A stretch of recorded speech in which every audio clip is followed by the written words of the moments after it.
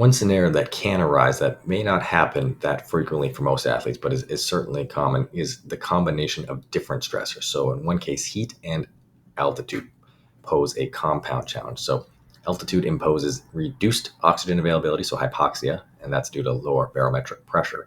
But then when you combine it with heat, it leads to this cascading compounding effect. So ventilation increases, that leads to greater respiratory water loss. Cardiovascular strain is compounded. Both stressors are demanding increased cardiac output. Cognitive function declines more rapidly. Sweat responses may be altered. So you start to see a combination of factors. This is very much like heat and exercise. Now you also have heat and altitude, and you could even have heat, altitude, and exercise, where you start to have more stressors on the body, all competing for limited resources. So adaptation or risk, how can you acclimate to these conditions and have the physiological adaptations to improve efficiency? So if you can expose yourself to these different stressors and allow the body to adapt to prepare for it, then you can see benefits in onset of sweating, sweat rate, plasma volume. You really do see significant performance, and the body is brilliantly designed and very, very capable of adapting to different challenges. So typically looking at 7 to 14 days to fully acclimate, and this is a progressive exposure with heat. The same thing would go if you're doing altitude as well.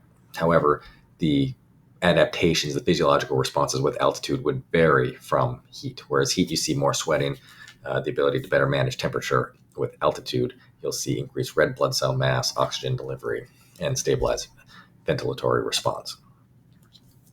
Now, as you begin to place multiple stressors on athletes, it's important that we consider what all of those could be. So that can include sleep deprivation, glycogen depletion, illness, injury, psychological stress. As all of these factors begin to load on and on and on, they can compound into non-functional overreaching or overtraining syndrome.